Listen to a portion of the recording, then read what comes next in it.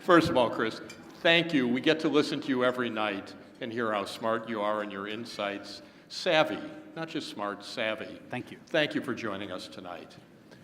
5 questions for Chris Hayes. First of all, you started on it. What gives you optimism? What gives you hope? A few things. I mean, one is history. I'm sort of constantly going back to moments in history in which impossible odds were overcome. I've been immersing myself recently for a variety of reasons in the Civil War and the abolitionist movement. I think there's a lot of parallels between abolition and the climate movement. Obviously extremely different in a lot of different ways. But I wrote an essay about this for The Nation a few years ago that one of the obstacles for abolitionists was the sheer amount of capital that was embedded in the property of the human beings that were under bondage, and the desire to preserve that on the part of the slave power. And obviously there's a sort of direct parallel here, which is that fossil fuel companies are sitting on trillions of dollars of assets that will have to be zeroed out. They are on the books right now. Now, the thing is not so optimistic is there was a war that killed 600,000 people on that in the historical analogy. But what did happen, and what's really remarkable, is the change in the minds of the white public through abolition. Again, something that started as in some ways almost a boutique issue, that through incredibly persistent organizing, writing, speeches, evangelization, really did suffuse the popular, really change minds.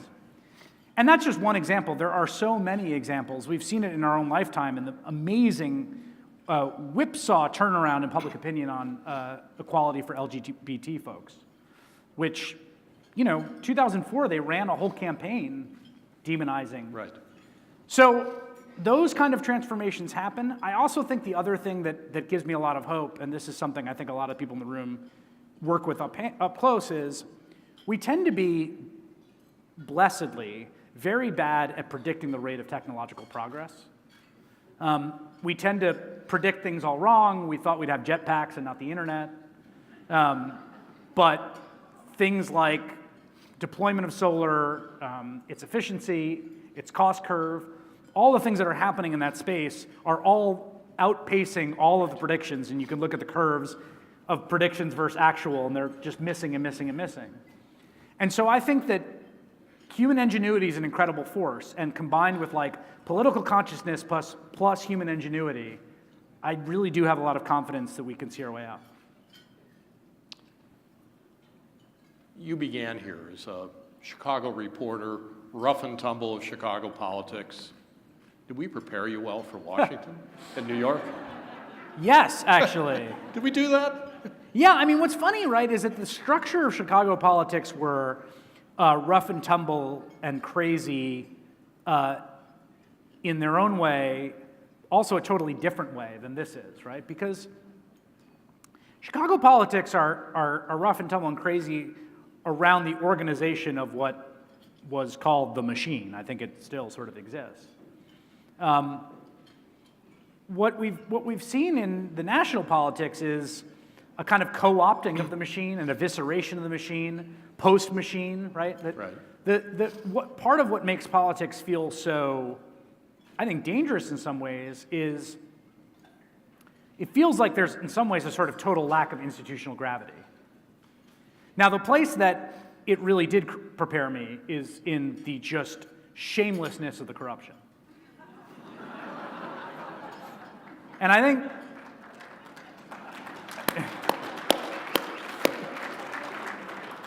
I'll never forget, there's a great Richard Daley. There's a great monologue he gives where he gets busted for hiring someone's kid. And he says, "Are you telling me that I'm supposed to discriminate against this person just because of who happens to be their mother?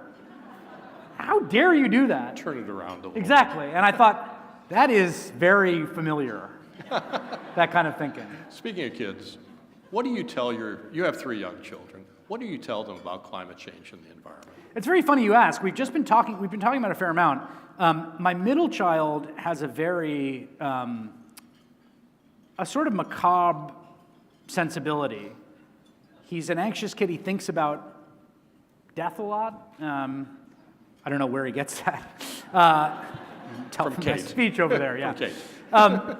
And so we have told him, and he's obsessed about it a little bit. And I actually think that's, to get back to the point I was making up there, I think that's increasingly almost a kind of generational experience. We have not laid the details on too thick. Like, I haven't been reading him from the David Wallace Wells book as he goes to bed.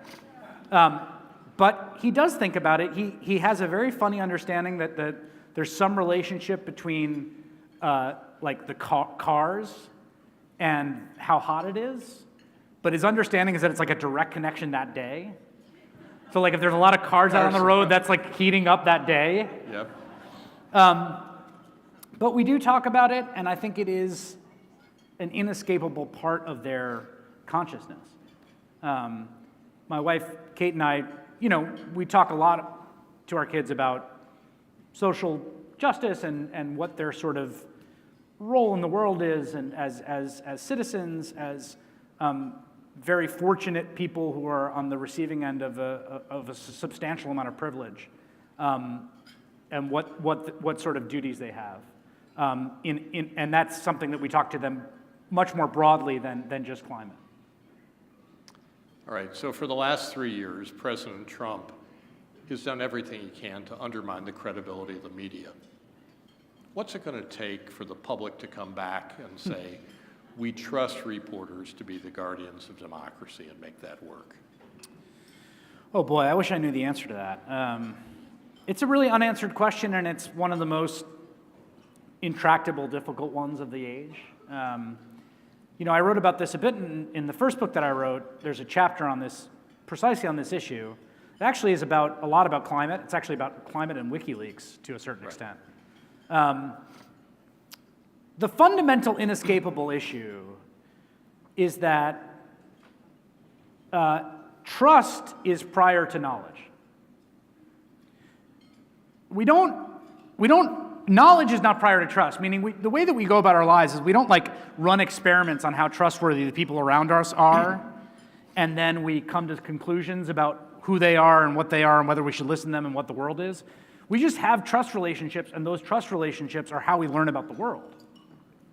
And part of what's so dark epistemically about this particular moment is that there has been an extremely effective concerted effort to sever those trust relationships over a period of 3 or 4 decades. That means that a very significant part of the population simply does not trust the main institutions of knowledge generation in American life. Science, the academy, the mainstream media.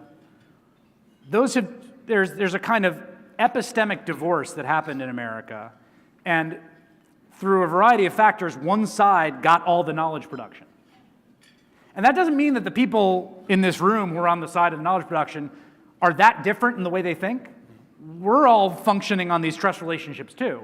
It just turns out that we trust people that do actually have fairly rigorous, if not infallible, ways of generating knowledge about the world, and are not hermetically sealed in this kind of epistemic bubble that is divorced from mainstream methods of knowledge production. And so I don't know how that gets undone. I really don't. And I think it's in some ways it's the deepest, it's actually, I think, the deepest problem. It's the problem at the root of a lot of the other ones. It's interesting. We were talking before about who do people trust, and you mentioned scientists and so forth. We just completed some polling and focus group research. Ann Selzer did it for us. And what she found, and she's found this now a couple of times, people, Republicans, Trump voters, trust Midwest-based university scientists. And I think the reason is if you're in Michigan, you either root for the Spartans or you root for the Wolverines on Saturday. It's your place. Totally. And if you didn't go to college at one of the state universities, your sister did, or your neighbor did, your brother did, the fellow across the street did. You go to a game. Maybe it's because it's within the same tribe, but people, Midwest university scientists, a lot of trust, talented scientists from the East Coast, let alone the West Coast, not so much. Well, but that to me is a hopeful result, Yeah. right? Because like that suggests a way of bridging exactly this issue, right? Which is that if the trust relationships are severed in one direction, which is like East Coast scientists or scientists in some general sense, and you can repair them by saying, well, Midwest scientists, that's a really useful and encouraging thing. It is. We're playing with that one. Tom Skilling, you'll hear more. A lot of credibility. Hey, looking ahead, the presidentials, everybody wants to know your thinking on this. 21 Democratic candidates in Iowa. How many will still be active by the time of the caucuses? Anybody new coming in?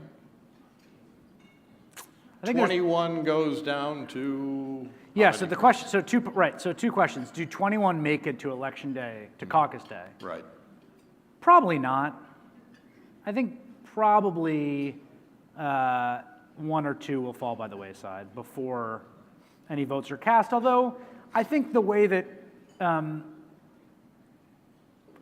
the debates will have a big role in this. I do think the way that small dollar fundraising operates, it's possible to run a very lean operation for a pretty long time and figure you'll take your flyer in Iowa and see what happens.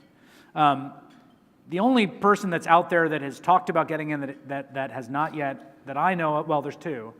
There's the mayor of New York, Bill de Blasio, and there's the governor of Montana, Steve Bullock. I think both of them may be reconsidering. So I think those are the only two left on the board. And I think people say they're both going to get in, but we'll see. Republican side. Are we going to see a mainstream Republican challenge Trump? Or is that what people write about and talk about? Yeah, I mean, really isn't going to happen. No, I mean, Bill Weld is declared. Right. So Bill Weld will be primarying him. Larry Hogan, who's the governor of Maryland, has toyed with the idea. But, I think that it's a really important thing that people understand that Donald Trump is the Republican Party, and the Republican Party is Trump. And that's just, that's just a description of reality. That's not a normative statement. It is his party in just about every way at this point. Doesn't mean that U.S. senators don't talk smack about him behind his back. It doesn't mean that half the staff in the White House is eye-rolling at him. But it does mean that fundamentally that coalition is Donald Trump's coalition, and that's the coalition that exists in American politics at this moment. All right, lots of Bs on the Democratic side. Beto, Bernie, Buttigieg, Biden, Booker. I'm probably leaving one or two of them out. Bennett. Thank Nicely you. done. What's up with all that? I don't know. It's weird. It is. I mean, partly like it's just a law of large numbers thing, I guess. Yeah, I mean, I think it's going to be very difficult for, I think that there's 21 candidates. I think that there's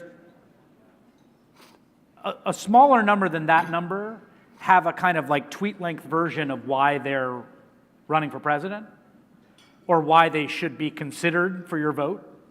And I think that the field will narrow fairly quickly. And I think it's very hard among that many candidates to effectively differentiate. All right, I know you need to get over to NBC Tower, so bonus question. Who wins the World Series next, Cubs or White Sox? I was just given from a lovely one from the Chicago Cubs, whose name I'm forgetting, a World Series pin here. Thank you, Heather. Thank you, Heather. So I have to stick. I'm a diehard Cubs fan for any of them that. Chris, my father, who is a diehard White Sox fan, would absolutely churn in his grave. But for you, my friend, here's what we have. Hayes, Cubs, this is for you. It's awesome. Thank you. Bravo, Chris Hayes. Thank you very much. Thank you.